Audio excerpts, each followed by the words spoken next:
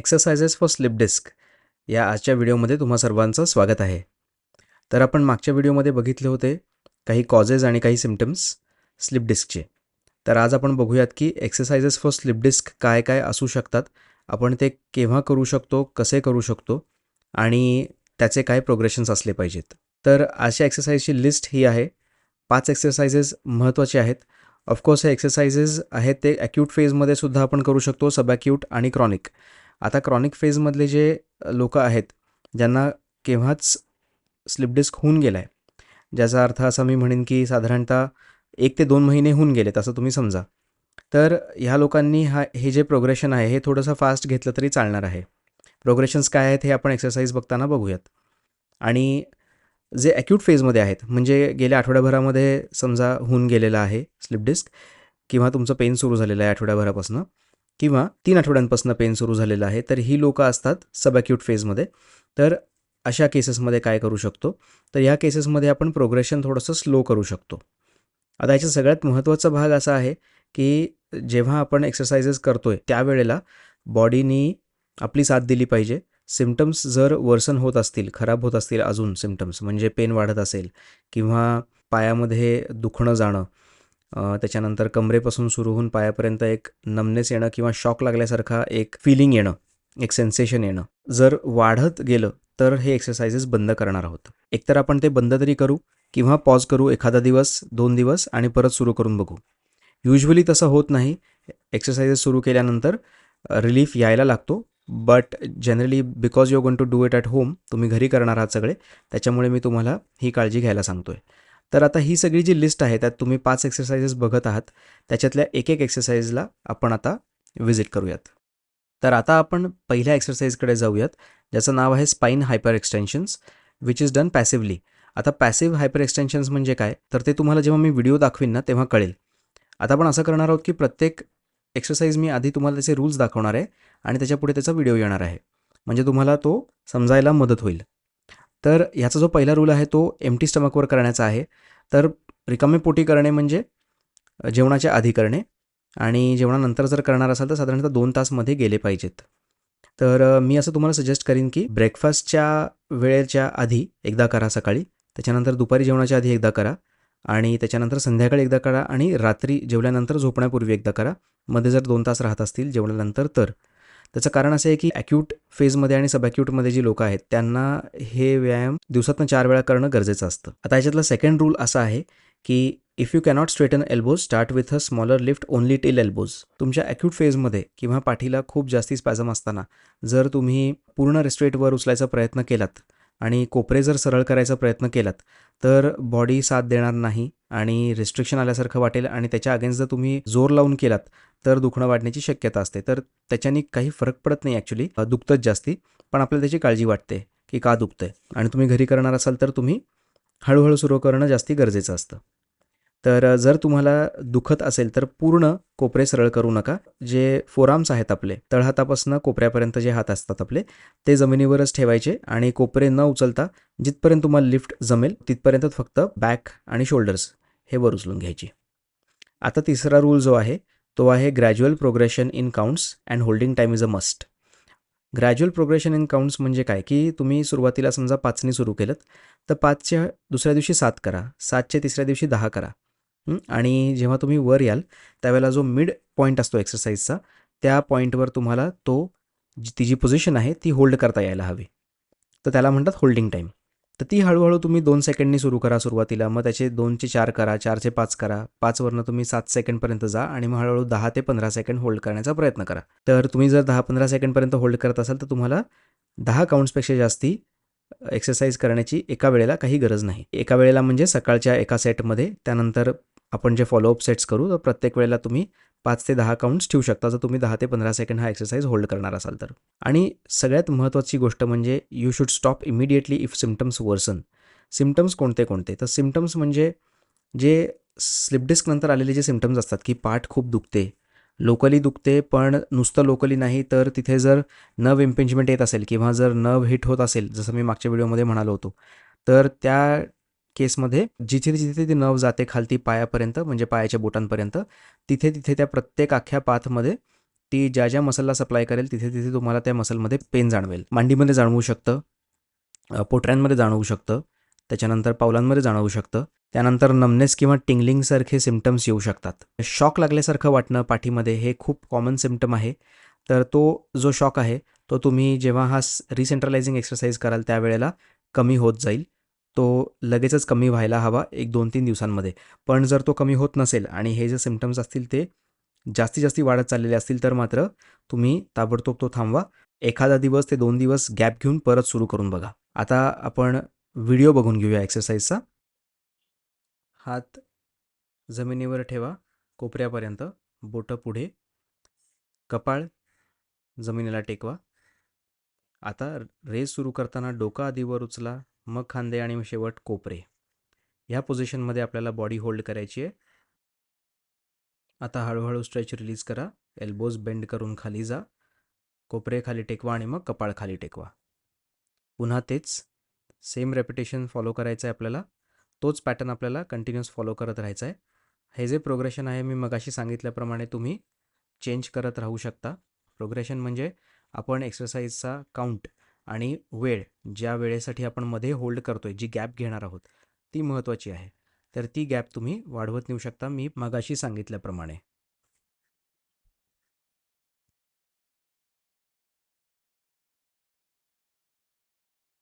चला आता आपण बघूया दुसऱ्या एक्सरसाइजकडे. त्याचं नाव आहे spine and heap hyper extensions.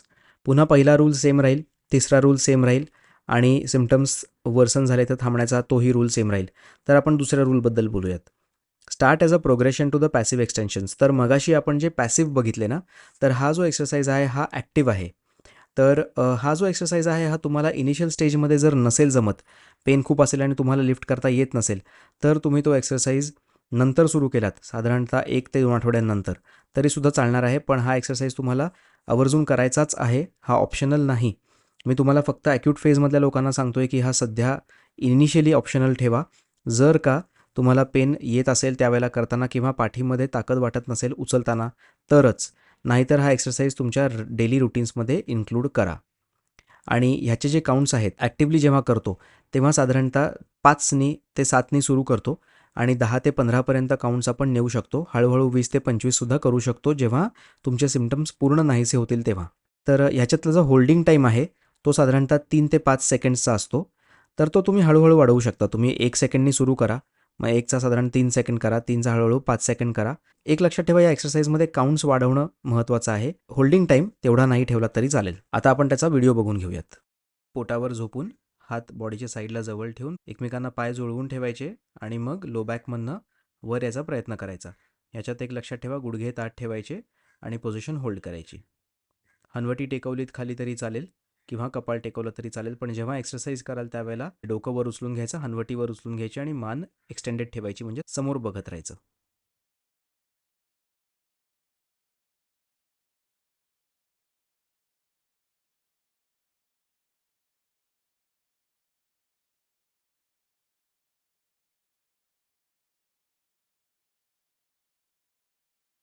आता आपण बघूया तिसरा एक्सरसाइज. ह्याला म्हणतात हॅमस्ट्रिंग स्ट्रेच.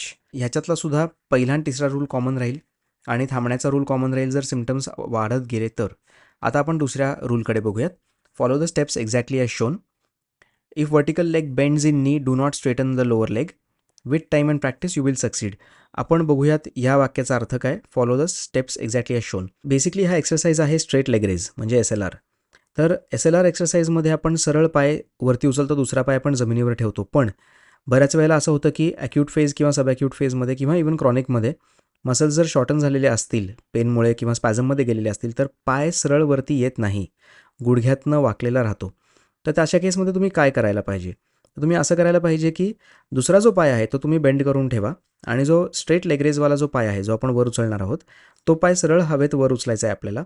त्यानंतर मांडीला धरून ठेवायचा आहे आणि मग हळूहळू जो बेंट लेग आहे तो हळूहळू स्टेप्समध्ये आपण सरळ करणार आहोत.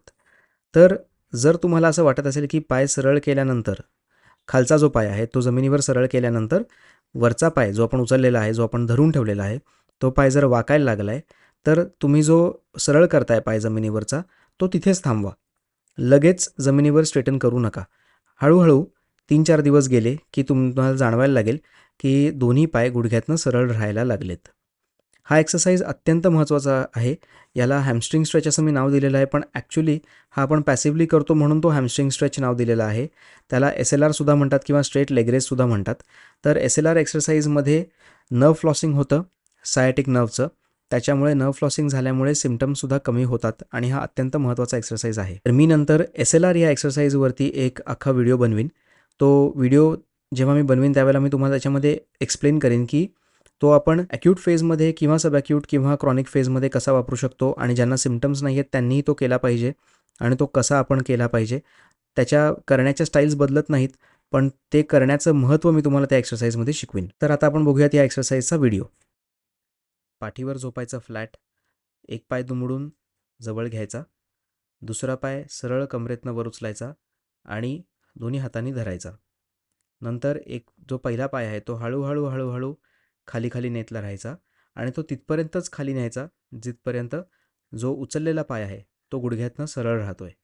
जर तो वाकायला लागला तर त्या लेवलच्या पुढे पाय सरळ करायचा नाही.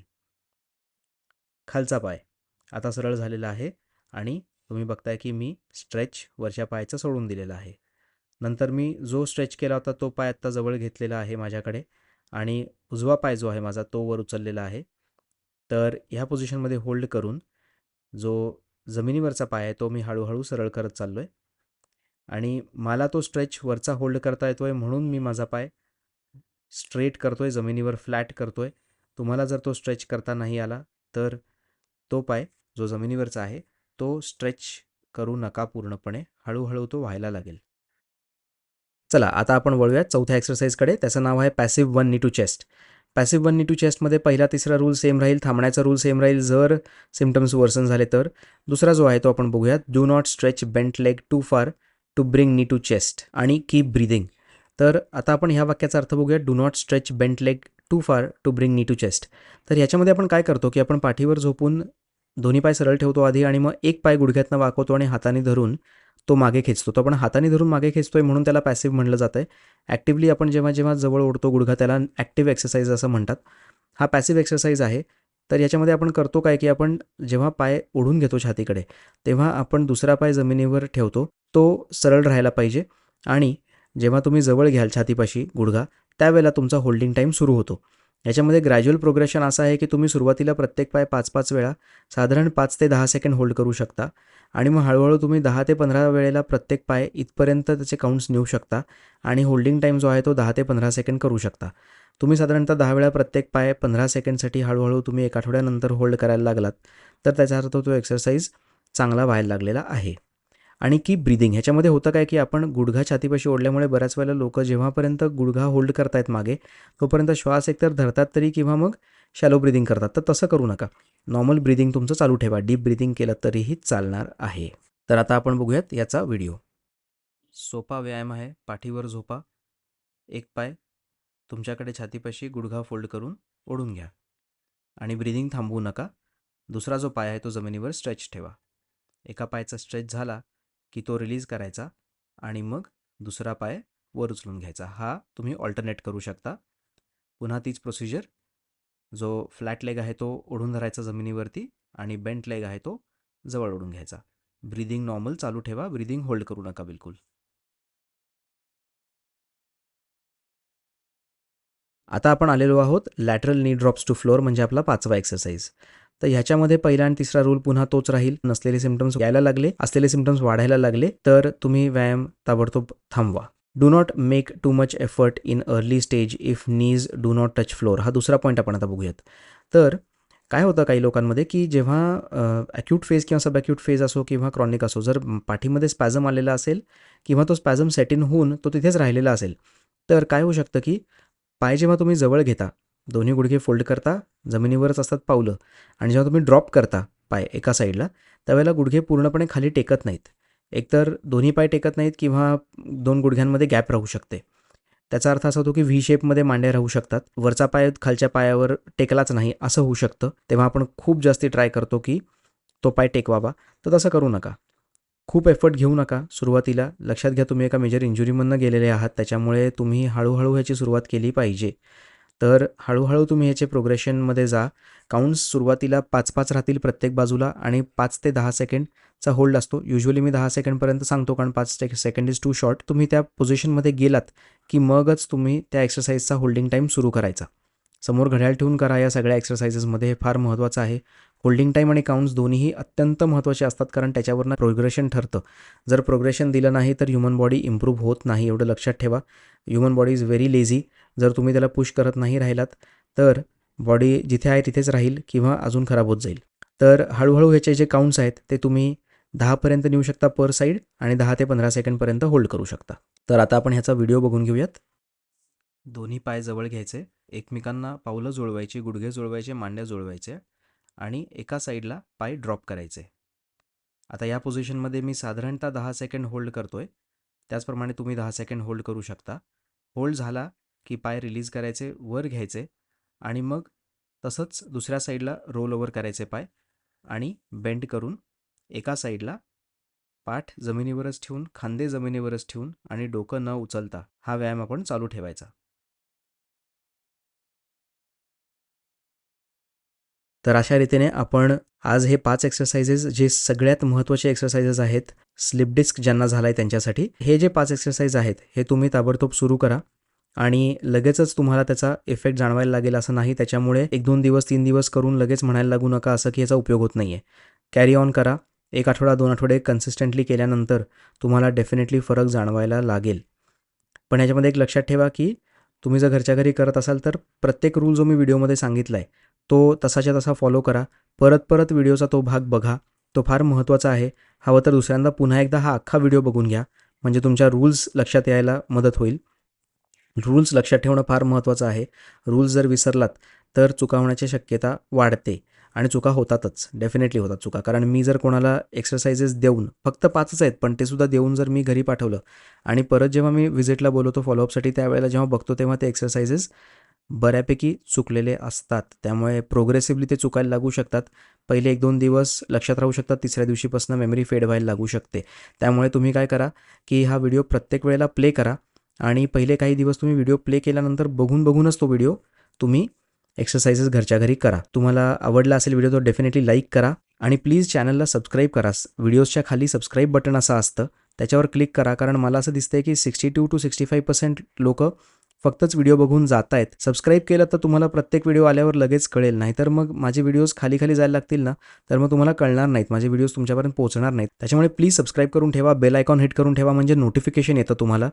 तुम्हाला जर माहीत नसेल तर तुम्ही जेव्हा फोन सरळ धरता हातामध्ये तेव्हा या व्हिडिओच्या खाली एक सबस्क्राईब बटन असतं, ते तुम्हाला एकदाच प्रेस करायचं असतं. व्हिडिओनंतर परत प्रेस करू नका प्रत्येक व्हिडिओ बघितल्यावरती. आणि मला कमेंट्समध्ये सांगा तुम्हाला कोणते व्हिडिओज बघायला आवडतील, त्याप्रमाणे मी त्यावर व्हिडिओज डेफिनेटली बनवेन. थँक्यू.